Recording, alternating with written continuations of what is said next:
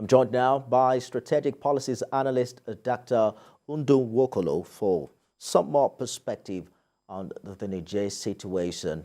Now, this call from the Northern Elders Forum is asking ECOWAS to go by the terms of the junta in Niger. How feasible is this, and how productive do you think this will be? Thank you for having me. I think I will start by saying that the Northern Elders Forum are asking for two things. First, remove the sanction. Secondly, cancel out the option of military invasion of Niger to restore democracy. I will turn it the other way.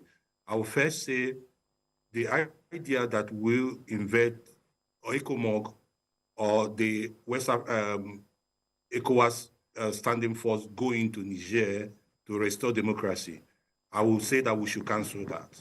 But on the idea of the sanctions, no, I will not agree with that. I would rather say that there should be room for negotiation. If we are able to start talking to them, start negotiating with them, then we can now start considering the idea that the economic sanctions can be lifted. However, it's equally important to understand that from the point of what the Northern Elders are saying, Nigeria have to be cautious about how this can impact our own environment, considering that 7 of our 36 states are bordered by Niger. So whatever thing we do in Niger can lead to internal displacement crisis into Nigeria. So we don't want more refugees.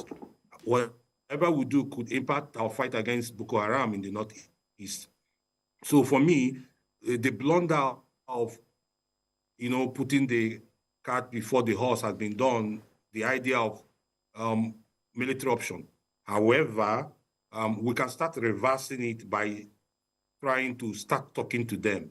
But until they come to the table, you don't remove the economic sanctions. So this proposal, Dr. Nwokolo, is to aid negotiations with the junta. But I'd just like us to also pay attention to what's happening in Niger as we speak.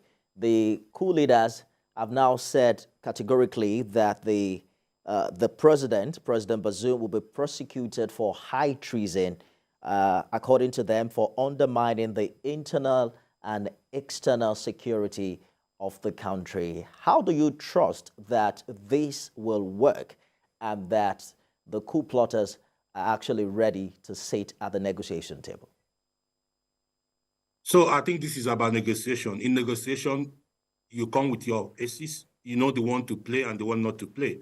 So whatever thing they are talking about persecuting President Mohamed Bouazizi is an idea of trying to force ECOWAS to the table and dance to their own tune. So in negotiation, you continue to talk. So I really don't think that they would do that. So even if they want to do that, it's a way of catching attention, a way of forcing the negotiation to favor them. For instance, they could be saying, if we remove this sanction and this other sanction, we are not going to persecute him. So this is part of a game people play. So it's part of their negotiation bargain rights.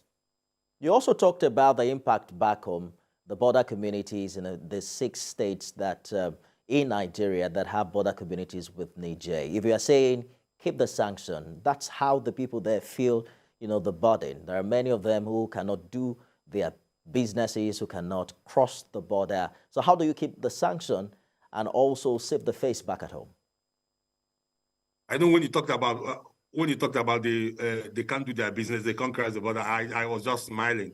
If you go to most of those places, they are porous borders. There's no border there. So these are communities moving over to their neighbors to go and buy bread or get water. So there are no borders there. So where you see the borders are probably where you have trucks passing. The other areas are just very porous. However, we understand that. And I am one of the people who have said we should not look at the economic policies that will hurt the people. That is very important. But it's equally important that we look at those sanctions that will force the military junta to the table. So what are they? We need to look at them critically and see how to start executing them. Things like ban on arm embargo and all that, military relationship, those things that will force the junta to either release the president that are holding to the hostage, or even start talking about return to democracy as soon as possible. Strategic policies analyst Dr. Nwokolo, thank you for sharing your thoughts with us on the news tonight. Thank you for having me.